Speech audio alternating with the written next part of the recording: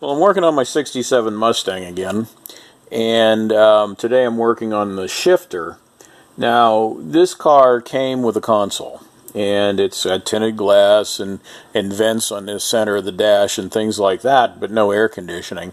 I'm not sure what they were thinking when they did that, but nonetheless, this car came with a console, and as with so many cars of this age, you know, this car was pretty much junk when I got it. And somebody had already removed the console from it. In fact, one of the seats was missing out of it and things like that. So I decided I was just going to go with the standard floor shift automatic shift faceplate. Well, that was all well and fine. I went ahead and ordered this kit from one of the Mustang shops, and it's a Scott Drake reproduction, and it's really nice looking, you know, not perfect, and I'll explain one problem that I ended up having with it, but so the automatic bucket, the shift bucket for the console has these tabs on it. Okay, there's one here, and there's one on this side. Okay, and the bucket bolts into the floor, and then the console bolts onto these brackets. Okay, well, first you got to cut those off. Let's say we'll cut those off, throw them away. Now you have to have something in order to bolt your faceplate down. Okay, that's where this plate comes in. This is the cover fastening plate. Okay, no instructions with it, so that's kind of why I'm doing this video. You can see I've added a few extra holes to it, and things, trying to, you know, trial and error. You end up getting things figured out. And I guess that's half the fun of working on these old cars, is trying to figure out how things are supposed to go. Well, I originally thought it should go this way, and that would be with these flanges going up like this. And although that didn't make a lot of sense to me, it seemed to fit on there real well. And I put it all together, and everything seemed to be okay, other than the fact that when it's in park, it looked like it was between park and reverse. And then when it was in low gear, it was clear down below the number one. So obviously something wasn't quite right. Well, the plate actually goes this way. Okay, now, so we get that figured out, and now we got to mount that onto here. And like I said, I already did it once, and this way, and now I had to flip it over. So the only way I could think to do it, and of course they've got 1, 2, 3, 4 holes for the to mount it to the bucket. Well, okay, that's fine, but on the bucket you have this metal plate for the detent for the shifter. Okay, and it's welded on. It's spot welded about 4 different places down through here. And as you can see, I managed to drill through this spot, but on this spot, it's so hard that I broke about 4 drill bits off in it. Okay, and I finally decided, you know what, I can go with 3 bolts. Okay, well, that was all well and fine, except for these 2 on this side end up right here on this, where the metal's curved over. Well, you can't drill down through that curve, and you can't get a bolt up through there, obviously. So I ended up moving them out here and here, which lined up, you know, very nicely like this. Okay, but then when I realized about the problem with the position of everything, I realized I had to turn it over. Putting it back on, I ended up having to drill this hole down farther. Okay, so now this hole's down here, and I've got this one here, and now unfortunately it comes out on this curve, and I can't put one up here on the top. I don't know if you can see, I scribed it where that hole would be, and it's right on that edge. So anyway, I ended up putting it together with just the 2 bolts. And remember, all this is doing is holding this in place. It's not really supporting anything. It's not doing anything really, really stressful. So, and all it's doing is holding it down over top of the carpeting. So anyway, that seemed to work out pretty good. Now, the other part of it is, because it goes down so flat like this, it's not up high enough in order to actually bolt the cover on it. So I ended up having to use some spacers. I actually used 4 small washers on this one and 6 on this one to get it up level.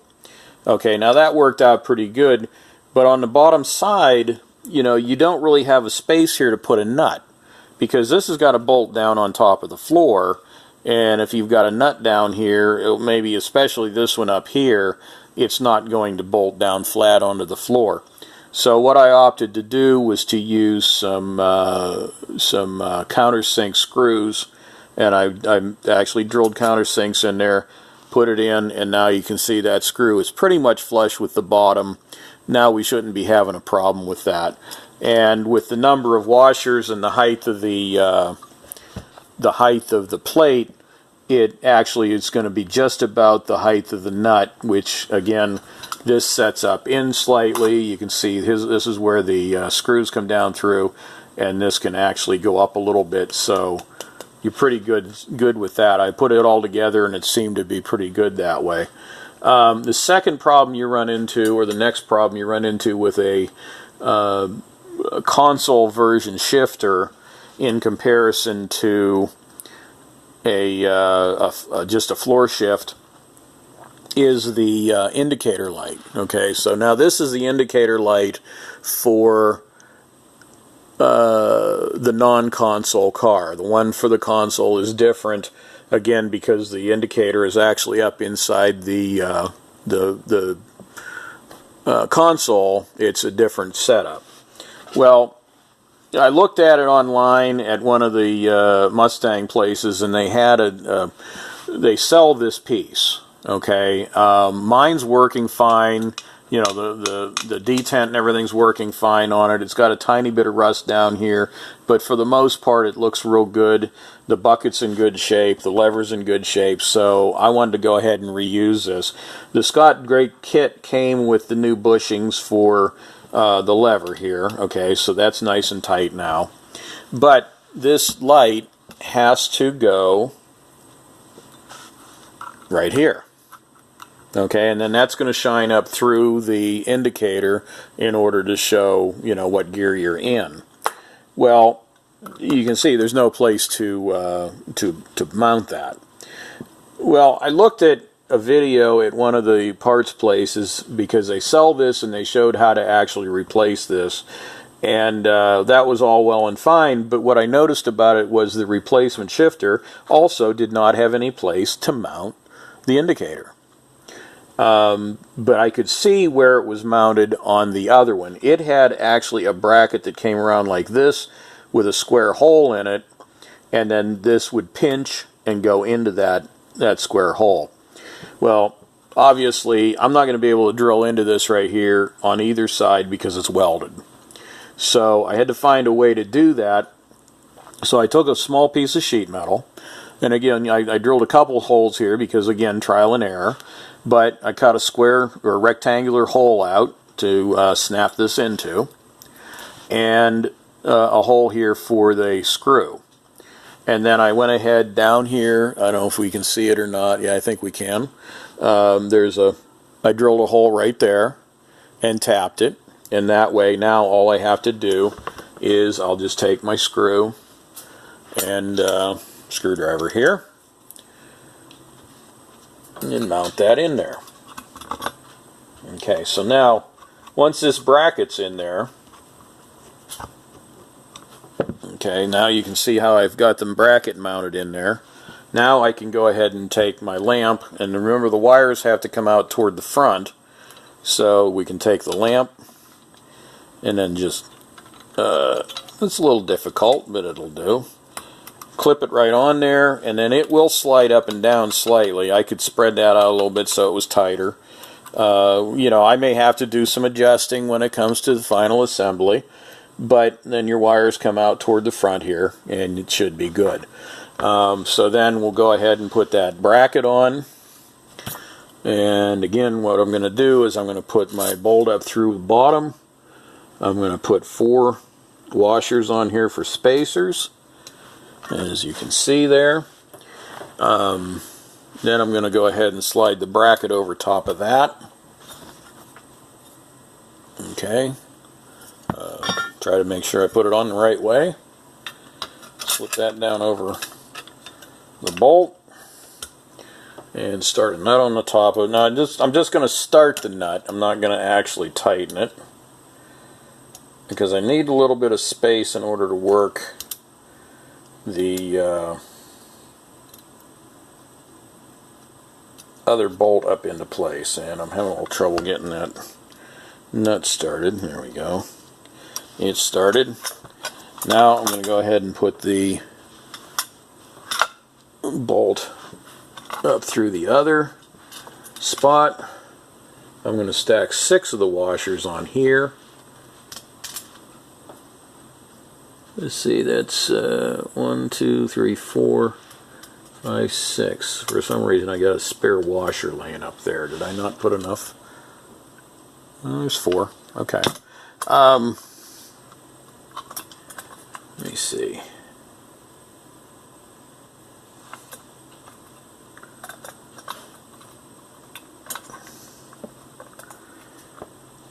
Okay, so now I'm going to go ahead and put my washer on here, or my nut, and tighten that up. Okay, now I'm going to have to take this back apart when I put it in the car, obviously, so I'm not worrying about getting everything tightened up all the way right now. But there we have, the plate is now bolted into place.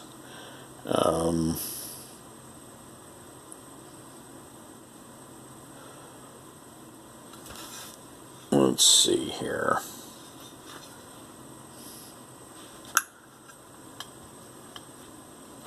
And okay, so now the plate's bolted into place, and now I can go ahead and take my face plate and drop it into place, and the 4 attaching screws to attach it to the base.